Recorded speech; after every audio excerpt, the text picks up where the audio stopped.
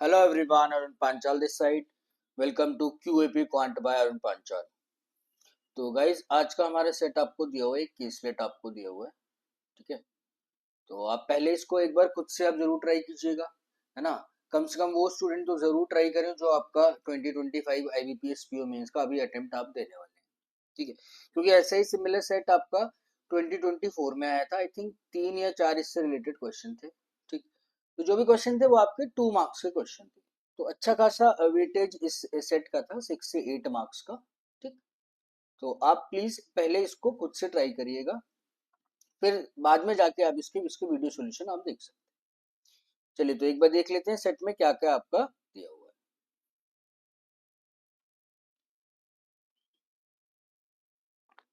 Arun Panchal, a quant educator and content creator for Bank PO and CAT exams, organized 3 workshops.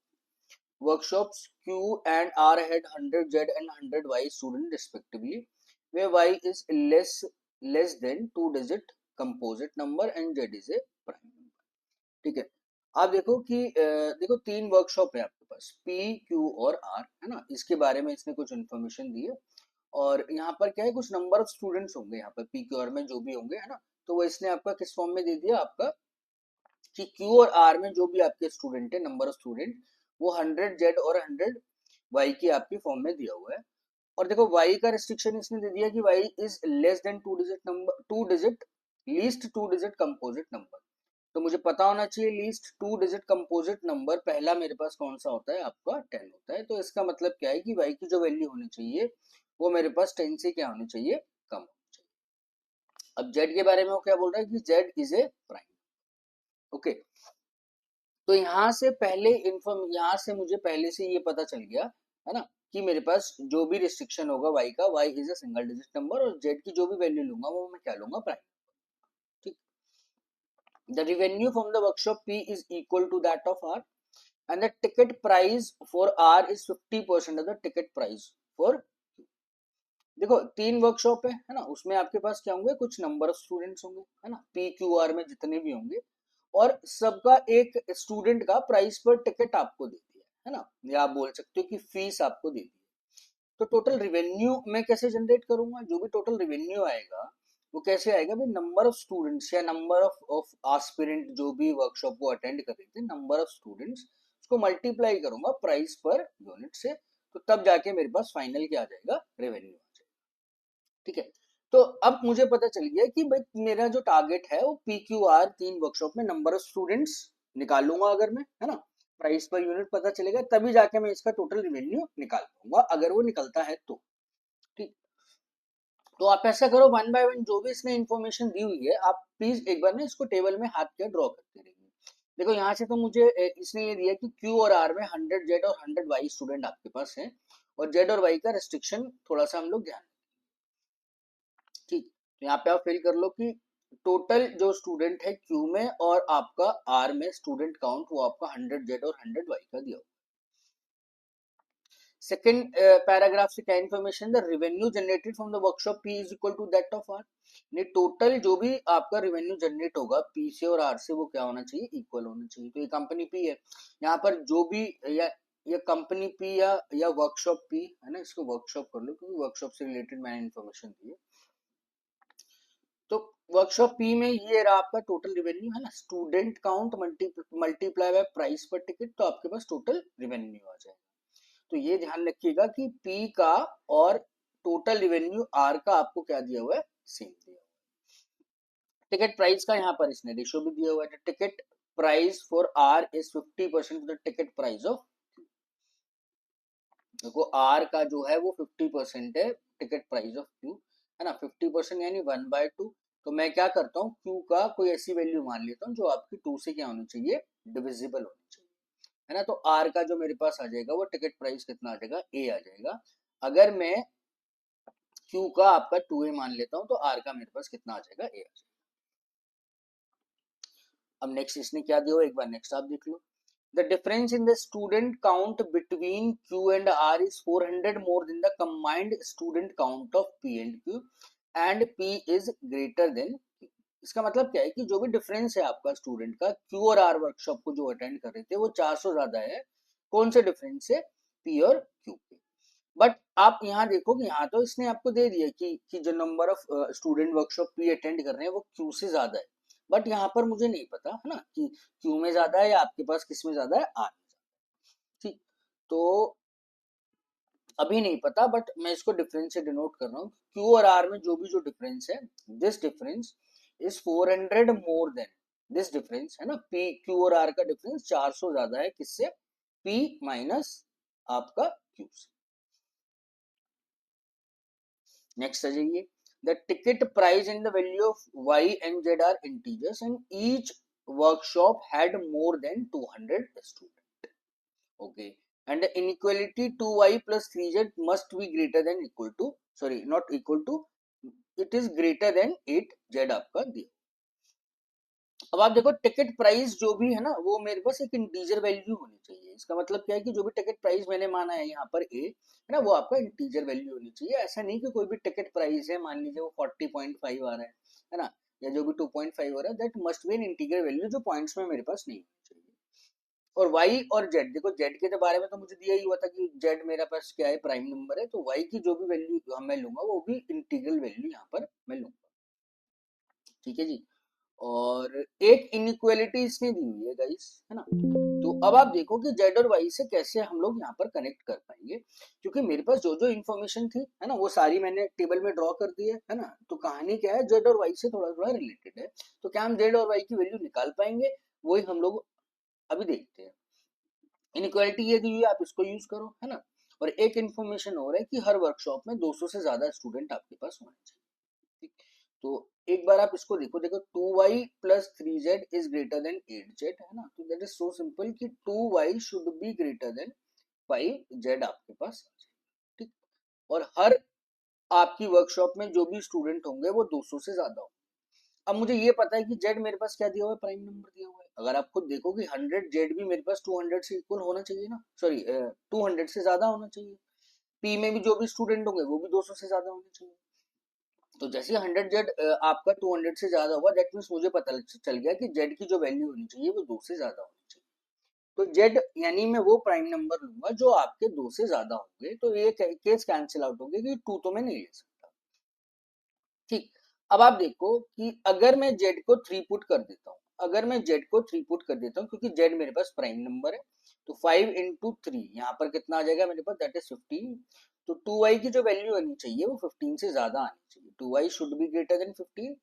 तो y की जो value होगी मेरे पास वो 7.5 से ज्यादा आनी चाहिए। अब कौन सा ऐसा इंटीजर है आपका जो 7.5 से ज्यादा है, यानी पहला जो इंटीजर होगा वो 7.5 यानी 8 हो जाएगा। अगला मैं और भी ले सकता हूँ, 9 भी हो सकता है, 10 नहीं होगा क्योंकि यहाँ पर रिस्ट्रिक्शन है, y की जो वैल्यू है that should be less than 10। Guys I hope it is clear, है ना। इनइक्वालिटी दी हुई थी z की, मैंने आपका मुझे ये पता चल गया z का रिस्ट्रिक्शन दिया हुआ है ना, कि z जो होना चाहिए आपका प्राइम नंबर होना चाहिए। तो यहाँ से मुझे पता चला कि z की जो वैल्यू है वो 2 से ज्यादा होगी, तो उसके कंस्ट्रेंट में या उसके रिस्पेक्ट में आपकी y की वैल्यू होगी 8 और 9, ठीक है। ये तो आपका पहला केस बना कि भाई मुझे ये पता चल गया कि z को अगर मैं 3 पुट कर रहा हूँ तो y की वैल्यू 8 और 9 चाहिए। अब अगला प्राइम नंबर भी हो सकता है z आपका अगर मैं 5 पुट करता हूँ, तो इसी इसी इनइक्वालिटी से देखो, that is 2y is greater than 5 into 5, यानी 5 इंटू 5 कितना आ जाएगा मेरे पास 25। 2y ग्रेटर देन 25, तो y की जो वैल्यू आ जाएगी that should be 22 point, sorry 25/2 यानी 12.5%। तो सेकंड वैल्यू पे मेरा y का क्या दे रहा है कि y की जो वैल्यू है 12.5 से ज्यादा है, बट ये पॉसिबल ही नहीं है। आपको देखो y should be less than 10, और यहाँ मुझे क्या दे रहा है कि y इज ग्रेटर देन 12.5, तो कैंसिल आउट हो गया, है ना। यहाँ पर मेरे पास वैल्यू फिक्स आ गई कि भाई z की जो वैल्यू है वो तो 3 होनी चाहिए आपके पास, बट y का अभी कंसर्न है कि क्या y की वैल्यू 8 होगी या y की वैल्यू मेरे पास क्या दिया होगा, 9 दिया, ठीक।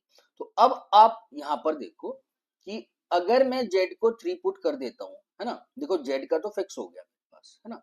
अगर z का तो फिक्स है ना, और y का मुझे अभी नहीं पता है, तो z को तो आप फिक्स ही कर लो कि भाई 100 इंटू 3, है ना। तो यहाँ पर मेरे पास कितना हो गया, 3 स्टूडेंट इसका काउंट हो गया। अब y को आप दोनों चेक करना पड़ेगा, या तो 8 पे सेटिस्फाई होगा या 9 पे सेटिस्फाई होगा, है ना।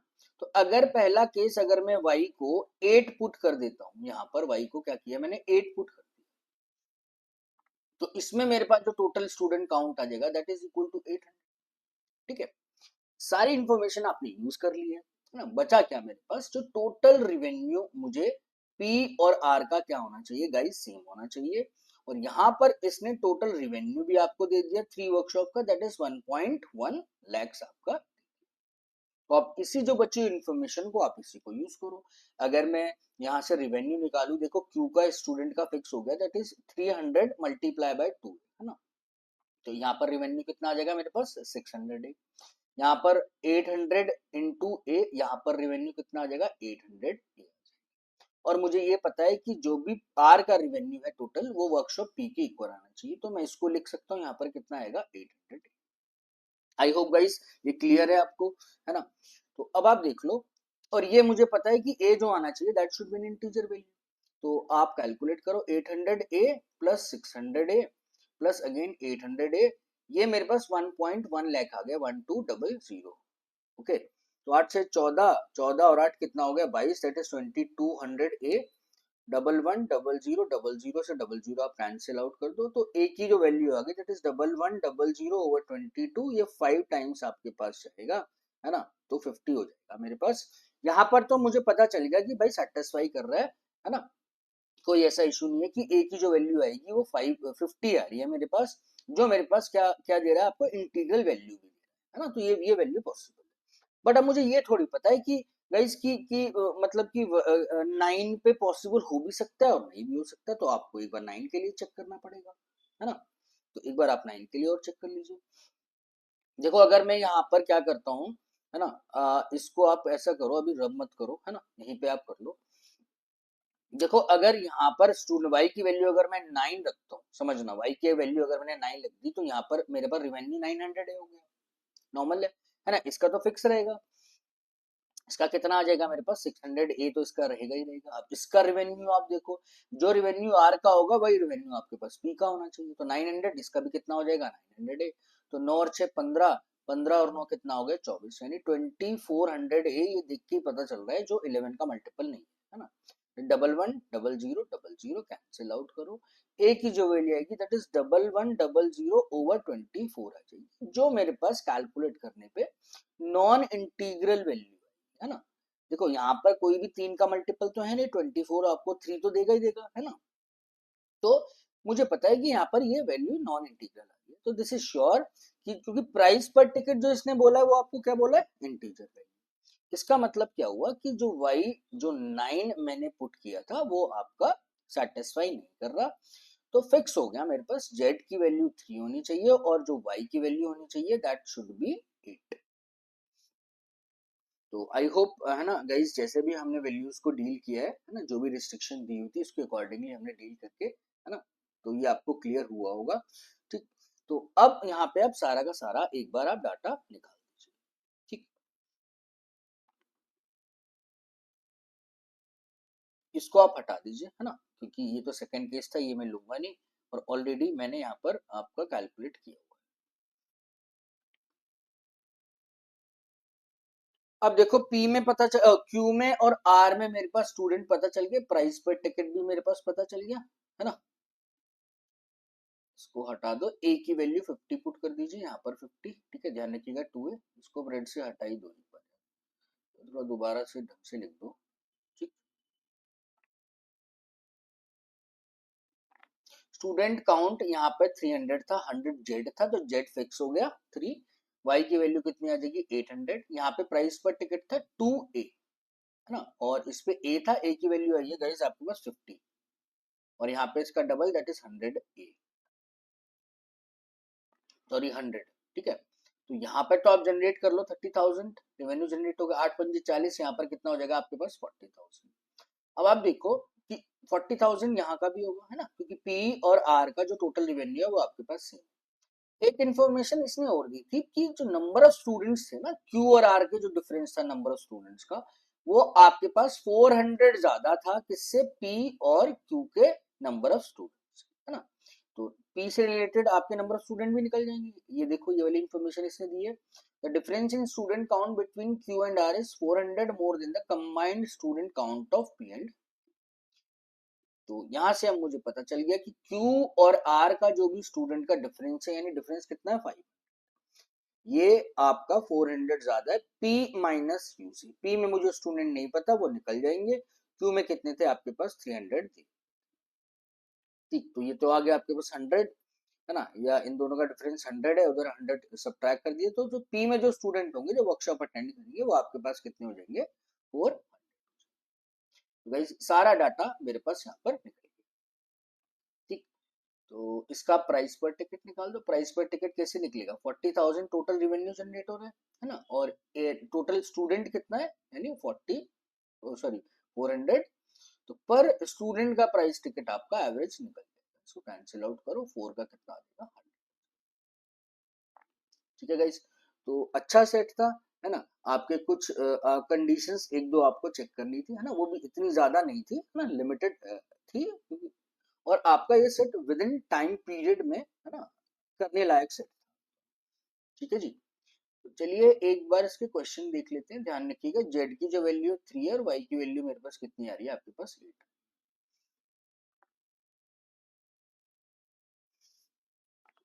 So out of the total revenue generated from workshop Q, Arun spends 80% on the purchasing quant books, and from the remaining he donated 20% for education and saved it. देखो Q के total revenue generation की बात कर रहे हैं ना, तो Q का जो टोटल रिवेन्यू जनरेट हो रहा है दैट इज 30,000 ना। तो अरुण ने क्या किया कि टोटल जो Q से रिवेन्यू जनरेट हुआ था उसका 80% उसने क्या कर दिया, क्वांट बुक्स परचेज करने में स्पेंड। तो इस अमाउंट का उसके पास बचा कितना, 20%। फिर इस 20% अमाउंट में से उसने डोनेट कर दिया 20% फॉर द एजुकेशन। इस वाले पार्ट का 20% इसने डोनेट कर दिया, तो इसके पास कितना परसेंट बचा, सॉरी कितना डोनेट किया था इसने, 4%। तो इसके पास बचा कितना होगा इसका 80%, यानी 20 है 4 है, सब्ट्रैक्ट कर दिया, कितना परसेंट बचा होगा इसके पास 16%। ठीक है, सारा टोटल के रिस्पेक्ट में ही निकालते, तो वो वही मांग रहा है आपसे कि उसकी सेविंग कितनी है, what is the value of M. तो एम की जो वैल्यू है दैट इज 16% ऑफ 30,000। ठीक है, 16 तिया कितना हो गया 48, दैट इज 4800, ये आपके पास आ जाएगा। ठीक है, तो 4800 ऑप्शन नन ऑफ दीज आपके पास इसका आंसर आ जाएगा। ठीक है गाइस, तो नंबर्स आपके क्या है इस सेट में, है ना, इस क्वेश्चन में आपकी इजी नंबर्स है ना। सिर्फ आपको क्या करना है, जो भी 80 है 20% नॉर्मल आप निकाल लीजिए, क्योंकि ऑलरेडी हमने ना उसको कैलकुलेट करने में, रेवेन्यू जनरेट करने में उस सेट में आपकी मेहनत कर ली है ना। तो यहाँ पे अब जो क्वेश्चंस हैं वो आपके पूरे डायरेक्ट आपके दिए। चलो जी, तो आ जाओ सेकंड क्वेश्चन क्या बोल रहे हैं, the number of boys who attended workshop Q is equal to the number of girls in the same workshop. ठीक है, तो टोटल आप स्टूडेंट देखो पी क्यू और आर में मेरे पास कितने कितने स्टूडेंट दिए हुए हैं, क्योंकि अब यहाँ पर इसने बाइफरकेशन बॉयज और गर्ल्स का कर दिया, 400, 300 और 800। ठीक है,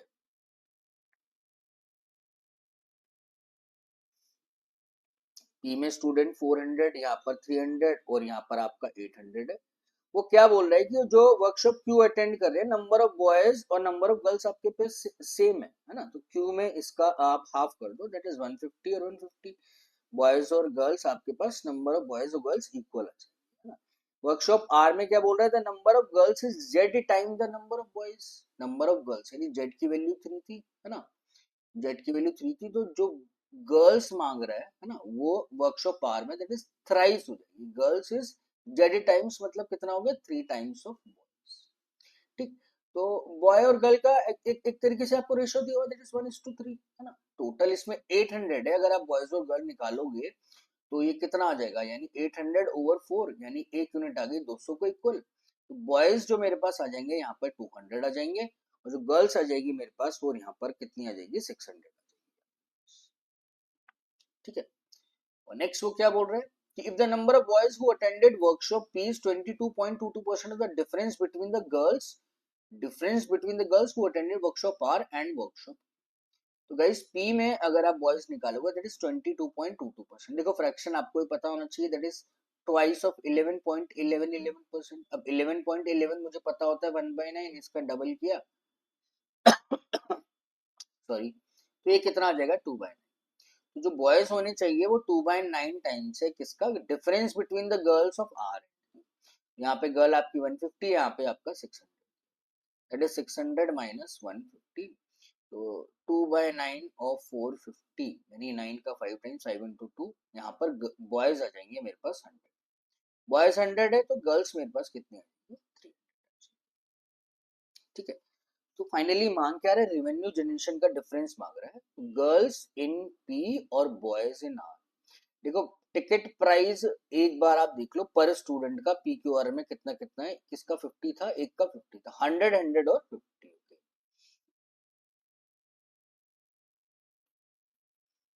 100 प्राइस पर टिकट, इसका भी 100 था, यहाँ पर कितना दिया है 50 दिया हुआ।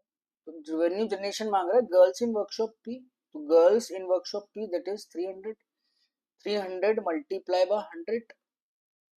ठीक, इसका जो डिफरेंस लेना है मुझे किससे लेना है, बॉयज इन वर्कशॉप आर। तो बॉयज इन वर्कशॉप आर ये आपके पास कितना दिया हुआ है 600 मल्टीप्लाई, है ना, इसका कितना हो जाएगा 50 हो जाएगा, sorry girls in P and boys in are, sorry boys का दिया हुआ है यहाँ, गर्ल्स का नहीं दिया हुआ, ये आपके पास 200। ठीक, तो एक बार और चेक कर लो यार, revenue generated from girls in P and boys in are, तो बॉयज यहाँ पर 200। ठीक है जी, तो 300 इंटू 100 कितना हो जाएगा 30,000, और इसका डिफरेंस आप ले लो 5 इंटू 2 10,000, तो मेरे पास जो डिफरेंस आएगा दैट इज 20,000। ओके, तो answer of this question is option number C. चलिए जी, तो नेक्स्ट क्वेश्चन देख लेते हैं क्या बोल रहे हो। The revenue generated from the workshop S, अब देखो इसने एक कोई दूसरी वर्कशॉप दे दी है ना, उसका रेशो दे रहा है स्टूडेंट का जो 80% ज्यादा है फ्रॉम द वर्कशॉप, तो टोटल स्टूडेंट आप निकाल लो, नंबर ऑफ स्टूडेंट डायरेक्ट निकल जाएंगे, है ना, क्योंकि वर्कशॉप पी में मेरे पास जो स्टूडेंट थे वो अभी अभी मैंने देखा है वो 400 थे, हाँ 400 300 और 800। तो पी में जो भी स्टूडेंट है, एस में जो भी स्टूडेंट है, आप उसका 80% आप इंक्रीज कर दो, है ना। 1.8 वे ऑफ कैलकुलेशन जैसे मर्जी आप कर सकते हो, 18 चौक 72, तो डायरेक्ट आ गया 7200 नंबर ऑफ स्टूडेंट आ जाएंगे एस के। ठीक, एंड रिवेन्यू जनरेटेड है, सॉरी यार this is a revenue generated, sorry देखो रिवेन्यू जनरेट जो आपका हो रहा है इसमें एस में से हटाओ, रिवेन्यू जनरेट जो आपका एस में हो रहा है, ठीक है, टोटल रिवेन्यू जनरेट, आप पी का रिवेन्यू जनरेट देख लो कितना दिया हुआ है 40,000, है ना, पी का एक बार चेक कर लो, पी का 40,000 आपका दिया हुआ है। रिवेन्यू जनरेट 40 30 40, स्टूडेंट अच्छा, स्टूडेंट भी 400 300 800। ठीक है, तो ये आपका आ गया टोटल एस का रिवेन्यू जो 80% ज्यादा है, तो कैलकुलेशन बस क्या है थोड़ा सा कोइंसिडेंटली सेम हो गई, है ना, थोड़ा जीरोस का फर्क पड़ गया, 40,000 का आप 80% आप बढ़ा दो तो दैट इज 1.4, तो एस का जो रिवेन्यू जनरेट आ गया दैट इज 7200 यानी 72,000 मेरे पास। ठीक है जी, और वर्कशॉप एस में जो आपके पास स्टूडेंट है वो 33.33% ज्यादा है, total number of students in PQR combined. तो गाइस पीक्यूआर में आपके पास टोटल आप स्टूडेंट देख लो, देखो 400 था 300 था और 800 आ जाएगा मेरे, 8 3 11 और 4 15, यानी एस में जो स्टूडेंट होंगे इसका 1/3 आप ज्यादा, तो 1/3 इसका 500 हो जाएगा, तो टोटल मेरे पास जो स्टूडेंट आ गए वो 2000। तो व्हाट इज द प्राइस पर ticket for for workshop S, तो प्राइस पर टिकट आपको निकालना है दैट इज 75,000, है ना, ओवर 2000, तो प्राइस पर टिकट आपके पास that is ₹36। So answer of this question is option number। तो गाइज आई होप आपको ये सेट क्लियर हुआ होगा, है ना, फिर भी अगर सेट को लेके अगर कोई भी आपको डिफिकल्टी फेस होती है या आपको कनेक्ट करने में प्रॉब्लम आ रही है तो प्लीज आप कमेंट करिएगा, फिर हम लोग उसको सॉर्ट आउट करने की कोशिश करेंगे। ठीक है, तो गाइज प्लीज आप इस वीडियो को शेयर करिए उन स्टूडेंट्स से जो सीरियसली मेंस की प्रिपरेशन कर रहे हैं। ठीक है, अब ऐसा नहीं है कि ये वाला सेट आपका सिर्फ आईबीपीएस पीओ मेंस के लिए इंपॉर्टेंट है ना, ऐसा कुछ नहीं है, बट यही सिमिलर सेट आपका हो सकता है थोड़ा सा कम कंस्ट्रेन देके लेंथ थोड़ी और कंसाइज करके आपका क्लर्क में भी पूछ सकता है ना। इंपॉर्टेंट क्या होता है, नॉलेज, इस सेट में क्या क्या हमने कॉन्सेप्ट टच किए हैं वो इम्पोर्टेंट आपके पास होता है, ठीक है। तो आप प्लीज जो भी आपके पास ग्रुप्स में जो भी स्टूडेंट है या जो स्टूडेंट फ्रेंड्स है आपके, जो आप को पता है कि they are preparing for mains exam seriously, है ना, तो आप प्लीज उनके साथ ये वीडियो आप शेयर करें। तो आई होप आपको ये सेट क्लियर होगा, है ना। चलिए, thank you, thanks a lot for watching the